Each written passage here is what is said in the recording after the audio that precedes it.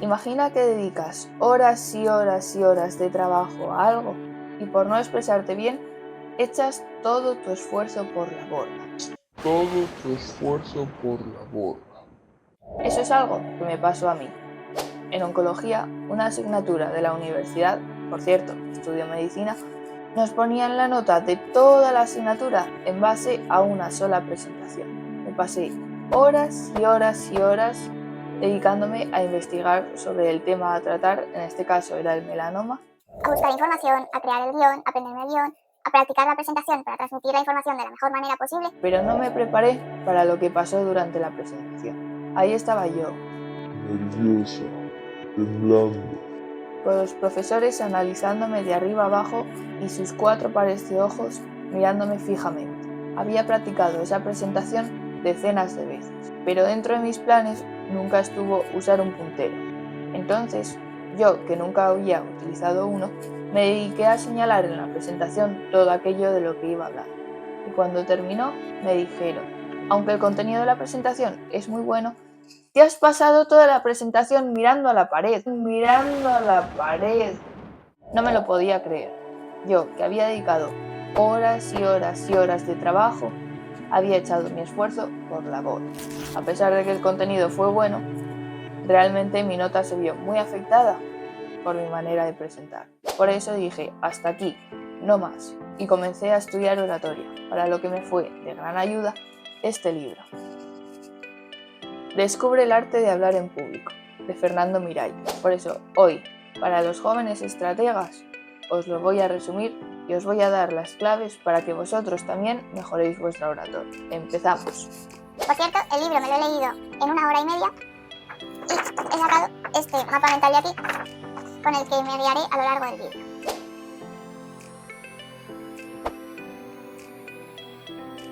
Comenzaré hablando de la parte verbal, luego de la no verbal y después de la audiencia, de cómo transmitir confianza, del método ANSVA, que es muy útil sobre todo para la persuasión y para las ventas, después el guionizado y cómo preparar tu discurso y por último estará la conclusión donde daré mi top 3 aprendizajes de este libro y cómo podemos aplicarlo para mejorar nuestra oratoria.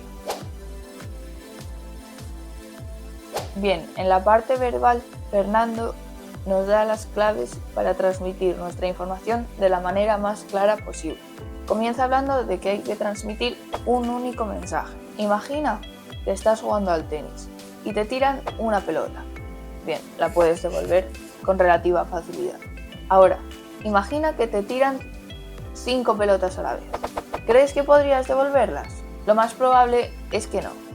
Pues lo mismo sucede con la comunicación. Hay que transmitir un único mensaje para que así la audiencia pueda comprenderlo. Debemos evitar el eterno paréntesis, que es, por ejemplo, cuando nos hacen una pregunta de ¿cómo va nuestro día? Y decimos, pues bien, hoy he ido a comprar, me he cruzado con Juan. ¿Sabes que a Juan le ha pasado no sé qué? Y así sucesivamente, de tal manera que te enrollas tanto que nunca terminas de contestar a la pregunta que te han hecho. La clave para saber qué mensaje dar es analizar tus intereses y los intereses de tu audiencia. Y aquella zona donde coincidan tus intereses con los de la audiencia, ahí estará tu mensaje.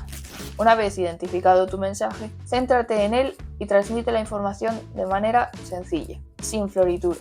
Hay 2 tipos de discursos. Para los preparados, sí que puedes identificar y planear antes el mensaje que vas a dar y a raíz de eso el resto del discurso que sea un apoyo de ese mensaje. Pero en los improvisados tienes menos tiempo. Como bien dice el título que los nombra, tienes que improvisar. Por eso, una manera de practicar es que te den un tema aleatorio, identificar rápido el mensaje que quieres transmitir y practicar. Y una vez lo hagas, recibir el feedback para así ver en qué zonas fallas y mejorarlo. Fernando también nos habla de la mejor estructura para un discurso. Él lo nombra la estructura de la sardina. La estructura de la sardina, que consta de una introducción, un cuerpo del mensaje y una conclusión. La introducción bien puede ser una pregunta, una historia, bien puede ser humor. o si no, combinar las tres a la vez. Si es una pregunta, debe ser algo interesante para la audiencia, que los haga reflexionar, y así captarás su atención. Además, muchas veces puedes utilizar el recurso de que levanten la mano. Por ejemplo, si vas a dar un discurso a estudiantes, puedes preguntar: ¿quién se ha pasado horas y horas estudiando la última noche para así conseguir aprobar un examen? Y levantas la mano. En cuanto al humor, no se trata de ser el más payaso, sino de dar toques de humor, sobre todo en la introducción, pero también a lo largo de tu discurso. Y por último, la historia. La historia te sirve para crear conexión con la audiencia, para que se pongan en tu lugar y tengan empatía. Además, también te permite dar un marco contextual. Algunas claves para mejorar nuestro storytelling, es decir, nuestra manera de contar historias, son, por una parte, el argumento. El argumento es una frase con la que puedes resumir lo que pasa en la historia. La historia que he contado antes sería: hice una presentación que salió mal y que me había preparado mucho previamente. El objetivo es el objetivo de tu historia. En mi caso es llamar la atención sobre la importancia de la oratoria, para así retener vuestra atención a lo largo del libro. Por otra parte, tenemos el reto, es decir, aquello que yo quería conseguir. En este caso era dar una buena presentación y conseguir que todo mi esfuerzo valiera la pena. Después tenemos el enemigo común o el villano. En este caso eran los profesores por la manera en que me estaban analizando y poniendo nervioso, por ejemplo. Después tenemos el protagonista. En este caso era yo. Y además tenemos la trama y el contexto. La trama es la manera en la que se desarrolla la historia. Puedes dar datos como el lugar y el momento en el que ocurrieron para que así sea más realista y conecte más con la audiencia. Por otra parte, tenemos el problema que deriva sobre todo en un posible giro argumental. Por ejemplo, mi problema fue utilizar el láser para presentar. El giro argumental fue que terminé presentando mirando a la pared. Y el ingrediente secreto es sazón de telenovela, es decir, contar la historia de forma dramática, aunque eso sí, no hay que abusar. Después de la introducción tenemos el desarrollo, para lo cual debemos utilizar la tríada mágica. Bien, la tríada mágica consiste en, una vez has identificado tu mensaje principal, pues dar 3 puntos que apoyen ese mensaje. Si tienes más información, puedes dividir los puntos a su vez en 3 subtemas, y así sucesivamente. Por último, en cuanto a la conclusión, podemos utilizar 3 técnicas. El círculo perfecto consiste en hacer alusión en la conclusión a aquello de lo que has hablado en la introducción. Así, sobre todo en los discursos improvisados, conseguirás dar la sensación de que realmente estaba todo muy preparado. Después tenemos la llamada a la acción y finalmente el aplauso tardío, que consiste en hacer una pregunta para dejar a la audiencia reflexionando. Se basa en la siguiente fórmula: punto de dolor de la audiencia número 1, punto de dolor de la audiencia número 2, punto de dolor de la audiencia número 3 y una pregunta que haga alusión a, sobre todo, no hay valor a. En el libro nos ponen este ejemplo. Por tanto, después de todo lo que has sufrido al salir al escenario, después de haberte enfrentado a una audiencia que fríamente te miraba y después de haber recibido un feedback como un jarro de agua fría, ¿en serio la próxima vez que tengas la oportunidad de subir a un escenario te vas a quedar ahí sentado? En este caso, los puntos de dolor serían: 1. Sufrir en el escenario, 2. Enfrentarte a una audiencia y 3. Recibir un feedback fuerte. Y por último, la pregunta de no hay valor es: ¿en serio la próxima vez que tengas la oportunidad de subir a un escenario te vas a quedar ahí sentado? Esas son 3 técnicas diferentes para hacer la conclusión, y puedes combinarlas entre sí. Por ejemplo, que esa pregunta abierta sobre no hay valor a lleve de manera implícita una llamada a la acción. En cuanto a la parte no verbal, Fernando hace hincapié en la manera de movernos por el escenario, en nuestras manos, en la voz, en la mirada y en las muletillas. En cuanto a la manera de moverse por el escenario, Destaca que el escuchar la voz desde diferentes puntos hace que el discurso sea menos monótono y entonces nos preste más atención. Por otra parte, nos habla de que tenemos que mantener una energía alta para así conseguir impactar. También nos habla de los errores principales a la hora de movernos por el escenario, como serían dar la espalda al público, quedarnos clavados en el sitio, fijarnos demasiado en las diapositivas. Por ejemplo, lo que me pasó a mí, que al final terminé presentando a la pared, no mirando a los profesores, y salió todo como un desastre. Y por otra parte nos habla de movernos demasiado, de manera que más que hacer el discurso entretenido y dinámico, seamos una distracción. Nos habla de las maneras de movernos en escenarios grandes, medianos y pequeños, en cómo ocupar el espacio a tramos, es decir, dando pasos laterales en diagonal hacia adelante, en diagonal hacia atrás y al centro de nuevo. Y así hacia el otro lado. Diagonal hacia adelante, diagonal hacia atrás y al centro de nuevo. y hacerlo con las dos piernas, es decir, si te mueves con una pierna, la otra acompaña. En cuanto a la posición de nuestras manos, nos habla de no tenerlas en el bolsillo, no tener los brazos cruzados al hablar, no tener, por ejemplo, una mano atrás y con la otra comunicar nuestras ideas, y tampoco tener las dos manos atrás. Nos habla de no tener las manos caídas y no subirlas por encima de los hombros. Por último, nos da el consejo de estar relajados con las manos libres y los codos doblados en 90 grados, de tal manera que podamos gesticular para acompañar a nuestro discurso. Además, nos hace alusión a ayudarnos con la enumeración. En cuanto a la mirada, nos insiste en no mirar fijamente a una persona durante mucho tiempo porque la vas a incomodar, no mirar ni al cielo ni al infierno, y mirar también de manera individual a cada persona utilizando la técnica del expresor. Por ejemplo, mirar a una persona del lado izquierdo de la sala, mirar a una persona del centro de la sala, mirar a otra persona en el lado derecho de la sala, y así sucesivamente. En cuanto a la voz, nos da 3 dimensiones: la intensidad, la velocidad y el tono. La intensidad, si hablas más fuerte o más bajo. Para controlar la intensidad utilizamos la respiración.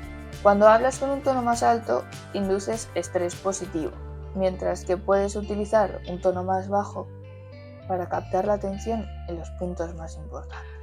En cuanto al tono, puede ser más agudo o más grave. El tono agudo es el que induce ese estrés positivo. Y en cuanto a la velocidad, podemos hablar más rápido o más despacio. Cuanto más rápido hables, mayor estrés. Entonces, nos recomienda, para los puntos más importantes, hablar grave, con menor intensidad y más despacio. Mientras que para hablar del resto de información, que sobre todo apoyan esos puntos claves, nos recomienda hablar con más intensidad, más velocidad y un tono más agudo. Fernando también nos habla de las muletillas y cómo eliminarlas. Hay de 2 tipos, las de antes o después y las de durante. Las de antes o después son aquellas que dices entre oraciones y oraciones. Por ejemplo, Juan se fue a comprar, se encontró con María. O sea, entre oraciones. Y esas son más fáciles de quitar, ya que únicamente tienes que hacer una pausa entre esas oraciones, respirar y seguir hablando. Sin embargo, las muletillas de durante la oración son mucho más difíciles de quitar y normalmente necesitas a una persona que te ayude y que, por ejemplo, te haga un gesto cuando estás haciendo esa muletilla. Esos son los tipos de muletillas en cuanto a cuándo las haces, pero también están las muletillas según su función. Por ejemplo, muletillas de relleno, muletillas de inicio, muletillas de apertura y muletillas de validación. ¿Y por qué son tan importantes las muletillas? Porque la audiencia es vaga y cuanto más les hagas trabajar en comprender tu mensaje, menos te van a entender. Por eso es muy importante tratar de mandar el mensaje sin interferencias. La clave de todo buen orador es entender que no es una estrella de rock, que está para servir a la audiencia. Hay 2 tipos de audiencia, la homogénea y la heterogénea. Lo ideal antes de preparar un discurso es conocer a la audiencia conocer su edad para saber la cultura general en la que se ha criado, la profesión para utilizar un tipo de lenguaje u otro, el contexto y el estado vital en el que se encuentra, y los intereses, para así sobre todo captar la atención y generar una mayor conexión. En cuanto a la confianza, nos habla de 3 líneas de confianza que son tu producto, tu empresa y tú. En el caso de la oratoria, tu mensaje, tu marca personal y tú como orador. En cuanto al producto o mensaje, para generar más confianza sobre él debemos dar datos, argumentos lógicos, pero sin perder la emoción. En cuanto a tu marca personal, puedes utilizar tu reputación o apalancarte sobre la de los demás. Citar a un referente en el sector que esté de acuerdo con lo que tú estás diciendo, citar artículos o investigaciones sobre eso, o citar noticias de sitios que se caractericen por su integridad y por no publicar fake news. Además, nos recomienda no mostrar la autoridad de tu marca personal hablando únicamente de ti, sino con un mensaje camuflado. Por ejemplo, él nos explica la técnica ANSBA y también nos cuenta que la utilizó para ganar un concurso y eso ya le da autoridad sin que tenga que centrar la atención sobre he ganado este premio, he ganado este premio, he ganado este premio. Por último, en cuanto a la confianza que transmites tú como orador, es clave la seguridad que transmites y también que utilices todos estos consejos de oratoria que te estoy dando. El método ANSBA. El método ANSBA es clave para la persuasión y es muy útil para las ventas, por ejemplo. Consiste en 1. Captar la atención, 2. Crear una necesidad, 3. Dar la solución, 4. La visualización y 5. La acción.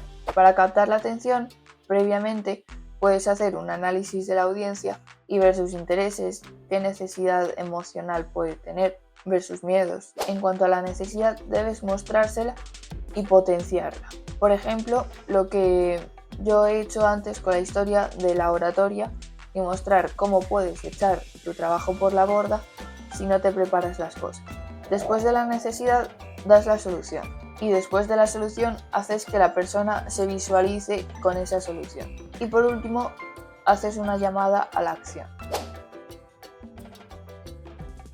En cuanto a lo guionizado, tenemos varios pasos. Primero es analizar la audiencia y recordar, analizar edad, profesión, contexto, intereses.